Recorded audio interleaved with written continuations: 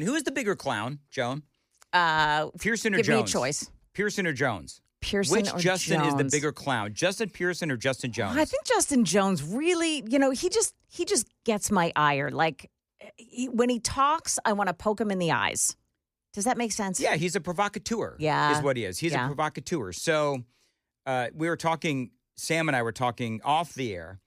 You want to repeat, Sam, what you said off the air, on the air about his seat? Listen to this, John. If he were to lose his seat, which I would be in favor of, I would love to play the soundbite from the end of the Willy Wonka movie where he explains that Charlie gets nothing. But see, here's the thing, though.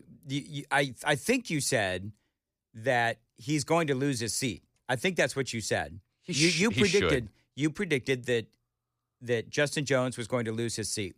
Suggesting Justin he Jones, should is not saying it's going to happen. Justin Jones will never lose his seat. You know why? Well, Dan. Because, you know what? I'll bet you $100 that Justin Jones will never be voted out of office because the people of that district love that he's a provocateur.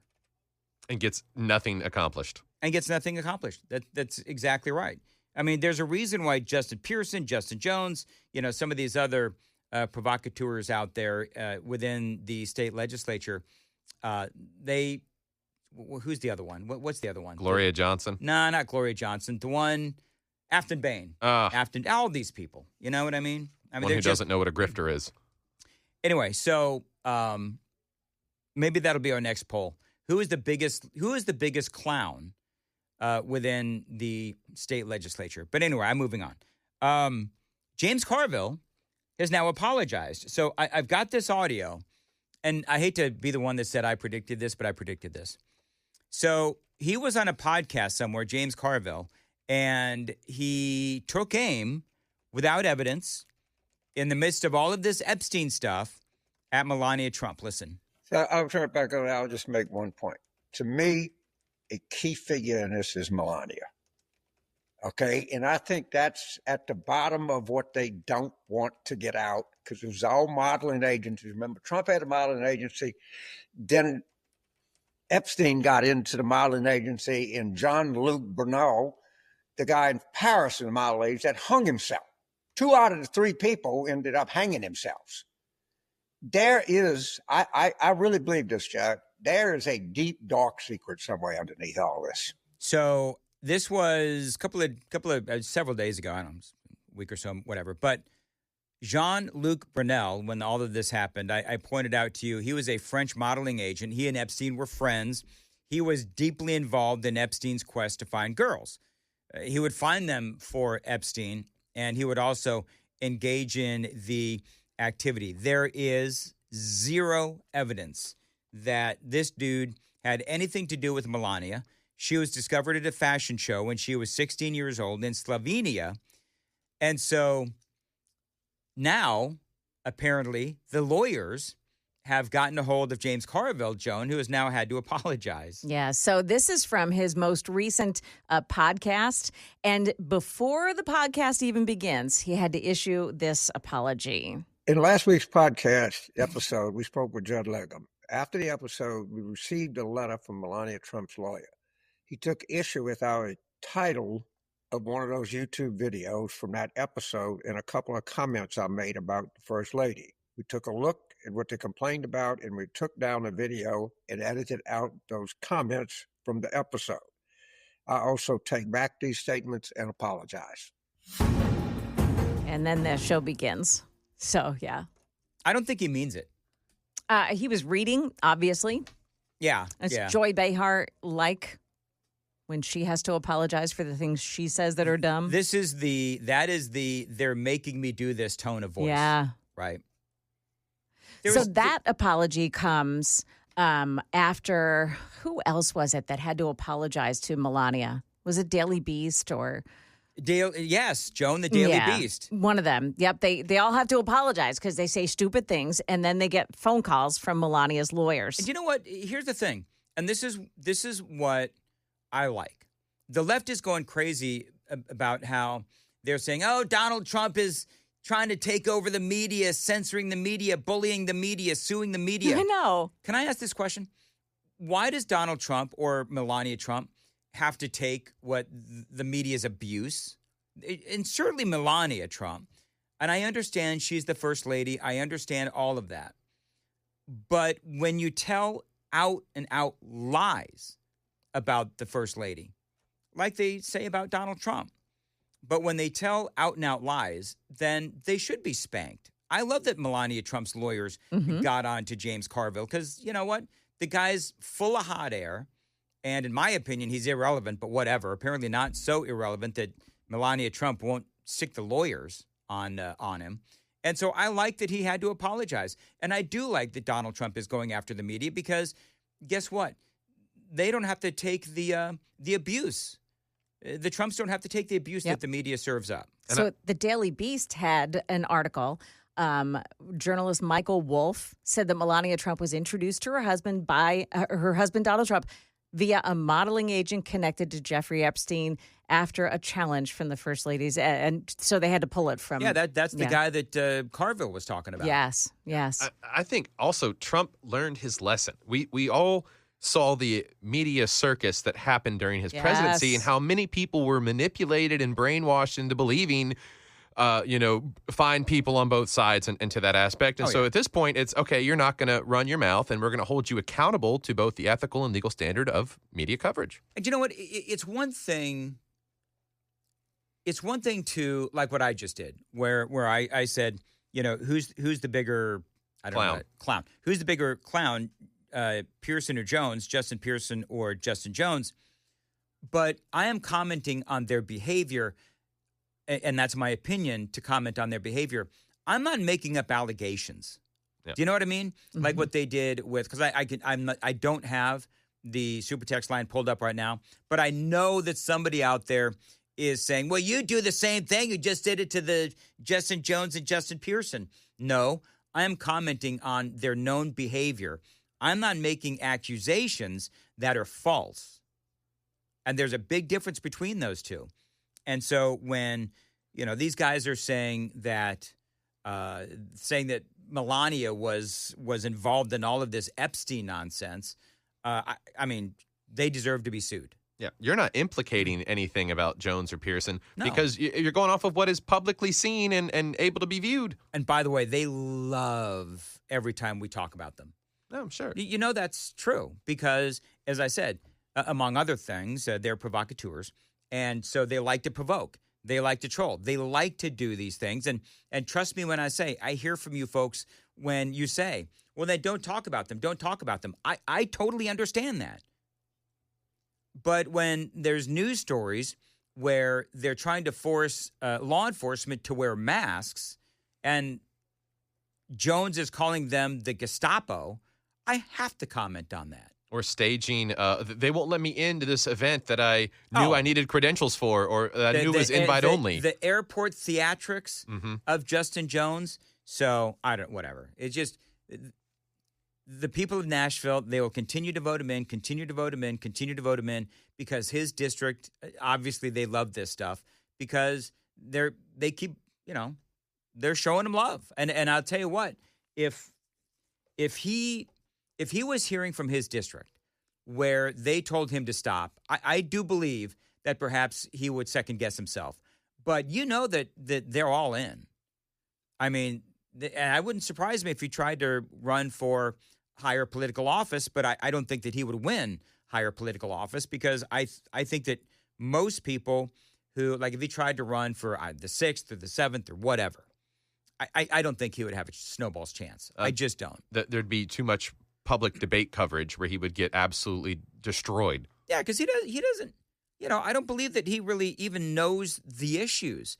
All he knows how to do is call the rest of the state legislature racist and pull these stunts. I think that's ultimately what he does.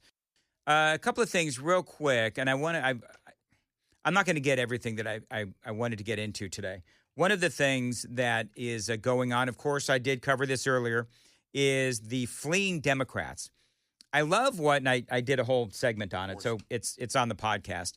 It's on the podcast. So let me play this audio, though, the fleeing Democrats from Texas.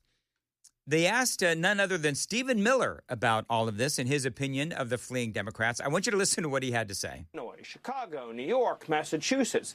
Democrats have gerrymandered the vote beyond recognition to try to maintain their advantage in the House elections. On top of that, let's not forget, Democrats rigged the 2020 census by including illegal aliens. Remember, they sued Donald Trump. They sued the administration. They fought tooth and nail to include illegal aliens in the census. 20 to 30 of House Democrat seats wouldn't exist but for illegal aliens. Texas is taking just a small corrective step against this ocean of fraud, this ocean of abuse by the corrupt Democrat Party, Sean. Joan, I feel like my computer. I'm lagging. Is that what's happening? Yes. Yeah. I just said to Sam, like, what is he doing over there? You know what? I'm pausing the video for effect, Joan. What do you think I'm doing? Yeah, I don't know what was going on with that. Yeah. Well, Good luck, okay. Chris, with all your video playing. I'm just kidding. It'll magically work for Chris for some reason. Well, the computer likes Chris better. By the way, have you heard what they're doing in New York? What part of New York? New York City? New York. Oh, yeah. Is apparently opening up a homeless shelter exclusively for transgender people. Because, that's necessary. How many transgender homeless people are in New York? Right. So apparently it's costing $63 million a year to do this. I'm baffled. How many transgender people do they have? Yeah, taxpayer dollars. To that. Yep. Well, let me there's an audio clip from Fox News. Let's see if it'll play appropriately. But you won't believe what they're doing now. Now, you may remember the Big Apple dished out millions to launch safe injection sites for drug addicts. For example, over $700,000 went to vending machines filled with needles and condoms. And the city paid the Pakistani government $220 million to house illegal aliens at the posh Roosevelt Hotel. Mm-hmm. But now the city is unveiling its latest investment, a homeless shelter called Ace's Place, which they're calling, quote, the country's first ever city-funded shelter dedicated to serving and supporting transgender and gender nonconforming individuals experiencing homelessness. And the price tag for taxpayers? A reported $63 million per year. I want to know what they're doing in there. Like what? $63 million. So what is that paying for? Because I mean, honest to goodness, I guess I'm asking Sam, see if you can find it. How many transgender homeless people are there in New York that would justify $63 million in costs? It just doesn't make any sense to me. And if I remember right, if I saw the story, part of this is people are screaming about the veterans. You've got all these veterans that are homeless, and what are you doing for them? It's going to be 150 beds, and it's $63 million? So you've got beds, I guess this whole, what do we call it, Joan? The homeless industrial complex? Yes. So how much of this is really going to the transgender homeless people as opposed to being siphoned right back and funneled right back into the coffers of the Democrat Party so that they can pay for, campaign donations and commercials and all that kind of stuff? Because that stuff does go on. It'll have a full-time psychiatrist on site as well as clinical staff, social workers. They will have perks, including culinary and GED classes. Oh, my gosh. Culinary classes? Yeah. And GED classes? Oh. Wow. Yeah. That's insane. I'm a little shocked. Rarely does something happen in a city in America where I'm like, okay, this, Hold on a second. Joan? Yes. Can you hear the wheels turning in Sam's brain? He's going to put on a dress and fly to New York. Oh, Sam, do it. Listen, if he can get paid more putting on a dress than getting up at 4 o'clock in the morning and coming to do this, I think he will. Learn how to make pasta. That's exactly right. This is where you speak. Doggone it. That time wasn't my fault, just for the record. No, Let it the wasn't. record show. I'm trying to cue something up. Yeah. And there's a button in here where Dan can then edit the audio on his computer, and it takes the radio station out of all the speakers in here. So Dan looks up and he goes, "Can you hear that? Are we back?" I'm like, "Dan, I can't hear anything because you're editing audio."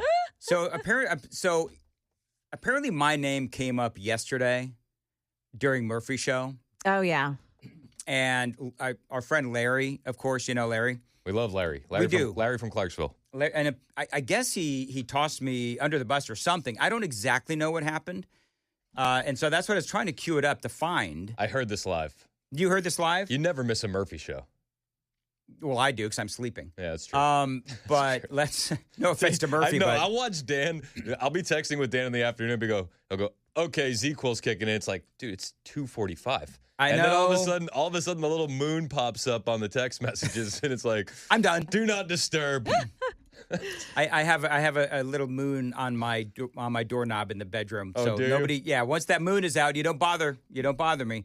So I guess I'm trying to cue this up to the right place. I'm listening to. All right. So is that so? Yep. Larry's Start there. Larry's in the hospital. Yep. And we've been praying for you, Larry. We hope you absolutely recover All quickly, man. have, yeah. Yeah. So Larry's in the hospital, and I guess what happened is a nurse walked in and recognized yours truly. So let's just I don't know. I haven't heard this. So I'm listening to Nashville Morning News on speaker on my phone. In the hospital? Yes, sir. Oh, wow. And It's the best medicine. The head nurse walked in, bringing me my coffee, and this was like an hour and a half before the cafeteria opened up, so I could actually get breakfast. Uh-huh. You know? Uh-huh.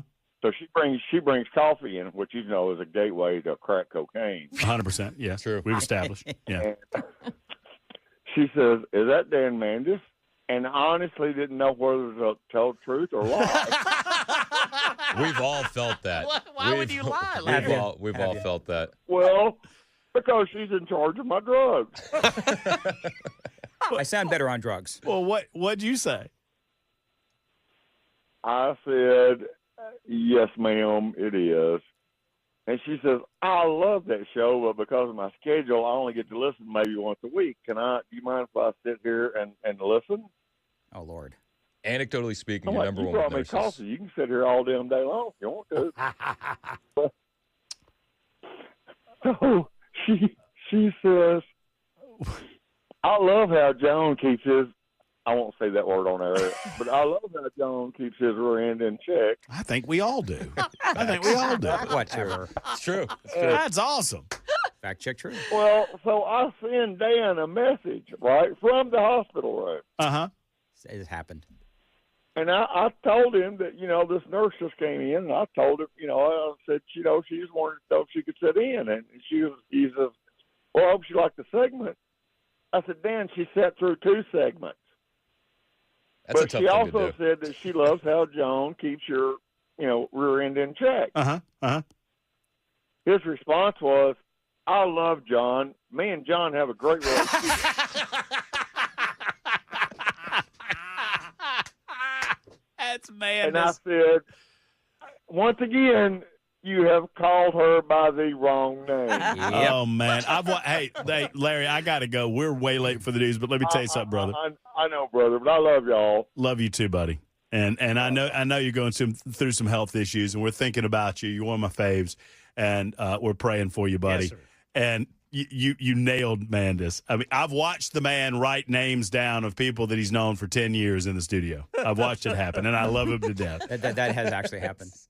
So, in fairness to me, I went back and I looked at when Larry messaged me regarding this whole nurse story. Now, in fairness to me, it was Wednesday at 4:38 p.m. after I had taken my ZQL. Okay. And I did. So Larry's texting you, and he sees the moon on the text messages, and he's hitting notify anyway. It's not a text. It's a Facebook message. Okay. And he and I did. I typed Joan, but I said John. I typed out. I love Fumble John. thumbed it. I love John. Oh, Dan? I did say it. John We and I all have love you, John Dan. and I have a good chemistry. By the way, did I tell you? You've been hanging out with my husband, and I didn't know it. John and Joan, JJ. Yeah. When you guys announced that I was coming on board as the new midday guy, I watched Dan in the studio write down Brian. Do you know that? I did you really? You went Brian, Matt, Chris. Okay, so again, And in fairness he to hired me, all three of us, and I wasn't a new guy at that point. I'd been producing for a little while behind the scenes. And okay, so in fairness to me, and I think everybody knows this at this point, I'm really scattered. Like, I'm really scattered. Also, there's been at that time, there had been a lot of personnel changes. So I wanted to make sure that I didn't screw up a name because you're so used to saying other names. that's true. And so I had to write it down. Why do you think I have such copious notes? You have a lot of notes. Yeah. I had to adjust the live spot sheet so that we have a note section now. Oh, my God. You know what, Sam? Everybody's throwing me under the bus. I don't understand this. My That's- name that's has true. 3 letters to it, and it took you 2 weeks to get it down. Whatever, Sean. It was funny. I did. I told Sam. I said I need a portion of my piece of paper to have an area for notes on the bottom of the piece of paper. Gotta have it. Because all the notes on my computer isn't enough apparently. No, definitely not. So anyway, yeah, I am terrible with names. I've worked here 10 years, dude. There's 11 plus years. There's people I don't know their name. Yeah, I feel the same way. Like that sales guy with a beard. What the heck is his name? I don't even know. It's Dave. I'm kidding. Oh. Anyway, I was like, Chris was like, thinking, who? I was like, which sales guy has a beard? Hey, did I tell you that Joan and I got up close and personal today? I heard you I talk touched her- about I touched handling her Joan's- tomatoes. I touched Joan's tomatoes. It's terrible. So, Joan, if you Awful. It's really awkward. I go to church with Joan. I know, right? so this Joan Pastor doesn't listen, does he? I hope not to this segment. Joan gives me a couple of tomatoes because you always know when somebody has encountered Joan in the hallways because they're carrying some sort of vegetable or Yes. fruit. So, like the program director was randomly carrying around a big old squash yesterday, and I'm like, "Oh, you've run into Joan." Well, I told Joan during one of our first podcasts, one of our co-stars was the spaghetti squash that she had given me. Yes, And Dan was very jealous. He's like, Joan gave you a spaghetti squash? And I said, yeah. She didn't give me a spaghetti squash. I had squash envy. But I said to him, well, did you ask? And he goes, oh, no, I didn't. I said, yeah, me neither. You did. So Joan says today she gave me a couple of tomatoes, and I said something like, "Yeah, Joan, I really like your tomatoes."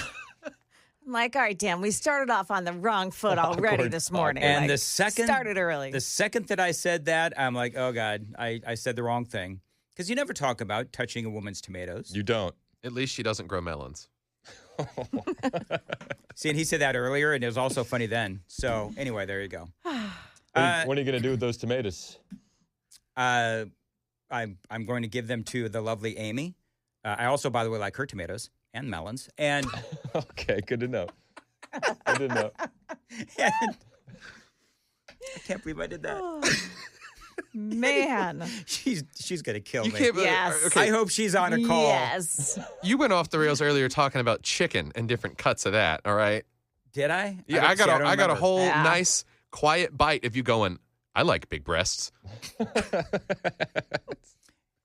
Where were we? You're talking about the melons. I don't. Yeah, whatever. Anyway. Hey, I got 2.5 minutes left, and I'm out of here. What are you doing with the tomatoes? You going to make a salsa? Oh, I'm going to give or them you to gonna make a Amy. I'm going to sauce? give them to Amy, and she's going to make spaghetti All right. because she makes good spaghetti, and so I'll have Amy spaghetti and Joan tomatoes. Chris, please tell me you have something for this. Yeah, I do. A fourth dildo has hit the WNBA. Of course. Did you hear the one official that said, listen, this is just not funny, people? It actually is. It's the funniest thing. And Yeah. I'm sorry, this is going to continue. Yeah. It's the quickest way to make money in America right now. Do you know that? What you do is you buy an NBA ticket for $6. Yep. A WNBA ticket for $6. Then you bet your life savings on Kalshi that a dildo is going to be thrown at the game. Yeah. And then you spend, I don't know how much you spend on those things, but get one that's lime green and Yes. bring it to the game. And then you throw it and then you profit. This one was purple, though. Yeah. It was purple.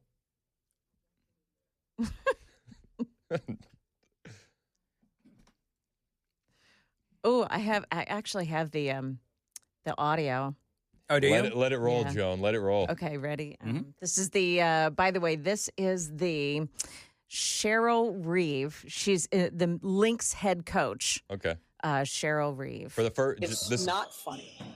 And it should not be the butt of jokes on any radio shows. Too late. Or in print or in any comments.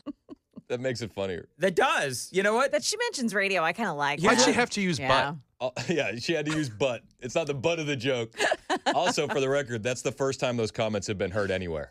So let's do this. Is every time, let's pull that audio, Sam. Every time we have a dildo thrown on the court, we're going to play that as the segment intro. Okay? Isn't that funny? We're going to be playing it a lot.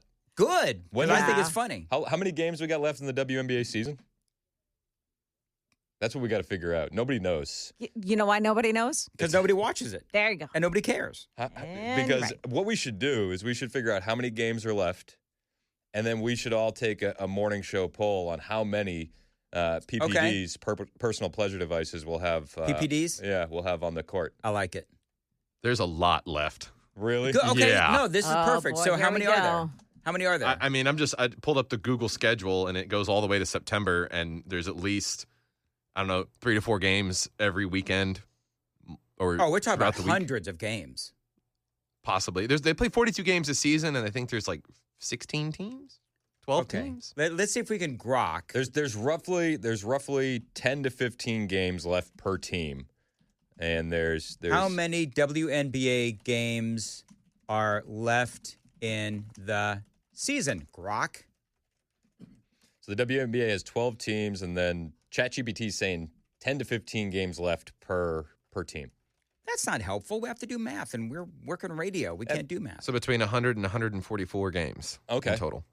So let's land in the middle. Let's say the over under is let's say 125 games left. Mm-hmm. So how many do you think we're going to get on the court between now and the end of the season? 33% of those. I say that at some point we see multiple personal Ooh. pleasure devices in one night. Yeah. Kind of like the way many. hockey does a hat trick and everybody throws the hats. Exactly. We Or- might see that. Like how the Preds Hundreds. throw the catfish on the ice. Like you might see one in the first period, the second, and the third. Or Yeah. like Israel bombs Hamas. Oh, Dan. What? Way to bring down the sentiment, man. The way you hear WNBA players talking about this, you would think that they are Yes. they're Yes. getting bombed. All right, so we got to then do the math. If there's 125 games left, Roughly. That's Roughly. that's Roughly. a conservative estimate. I'm going Oh, it's definitely a 500. conservative estimate. Joan, you going 500? Yeah, because I think it's good. It's gaining popularity. And you only get suspended for a year from a WNBA. Like the Right. punishment is like laughable. The funny part is the guys going in there to do this, I don't think have ever been to a WNBA game. How are they getting it in? There's plenty of ways, Sam. Here- plenty here- of ways. I need to call Oh, Paul no. Winkler and I need to invest in a PPD production facility. I actually have Paul on my show today. I'll talk to him about what we need to get that off the ground. I'm sure that he would absolutely love that. I'm going to go conservative. I'm going to go with 63 PPDs will be dropped between now and September. I'm going 63. Chris? All right. Are we doing Price is Right rules, or are we doing? Yeah, you can't go over. Yeah. Can't go over. Got to be closest. Yeah. Okay. I'll go 40. Really? I'll go 40. You're gonna Okay. Go low. Okay. Joan? So how many games? 100? 125. 125-ish. So I'm going to go 250. Okay. Goodness. I'm telling you guys, I think Joan has way too much faith in humanity, but okay. Joan thinks that there's going to be multiple thrown at every game moving forward. absolutely I do. And now you're going to have light up ones. You're going to have different color my ones. gosh. You're All right, gonna, we're running way late. What happens if they don't report on this? If Oh, yeah. if one of these PPDs is thrown on the court, but the media doesn't make a sound, was it thrown on the court? It was. Sam, real quick. There's YouTube. 37. Sam says 37. Ah, son of a gun. All right. He did that on purpose. I was going to say 45 till you said 40, and then I said, all right, You know I got what? to If go lower. we knew how to do this, we could actually do like some sort of a bet with the listeners too. We have whiteboards. Let's make a pool. There's a whole bunch. Yeah, You know how would we be Glenn- able to do a Super pool? text. You know how Glenn Beck does the chalkboard? We should do that, but with PPDs in the WNBA. There you go. PPD. It's a conspiracy. All right, very good. Anything else? Because I think we're running way late, right, Sam? And we're done. Not way late, Peaceful. but let's- New episode of Mostly Peaceful drops tomorrow morning, 6 a.m. Hate mail. So just so you know, very quickly, I am having podcast regret. I don't know if I should have read what I read. Because Why? Tell him. Chris, just tell him, shut up. there's a lot of F-bombs, and I feel very uncomfortable that I exposed the hatred of humanity that is sent my way. There was a lot of F-bombs. There's a lot of In- F-bombs. in multiple forms. And also a lot of like really strange, bizarre accusations against yours truly. And I'm just a lovable fuzzball, as we have all Very lovable. decided. So The letters Dan gets is insane. tomorrow morning, 6 a.m., it drops everywhere. Pretty disturbing. Everywhere. It is. Oh, but somebody took a shot at Joan, too. Yeah. I know. Remember that? Did she give you approval? She did give me approval. I Thank did. you, Joan. So what? In the middle of the podcast, moron. Dan goes, I got to double check with Joan that this is okay. I checked did. with Amy, but I forgot to check with Joan. right. It's John anyway. U.S. All right, we got to go.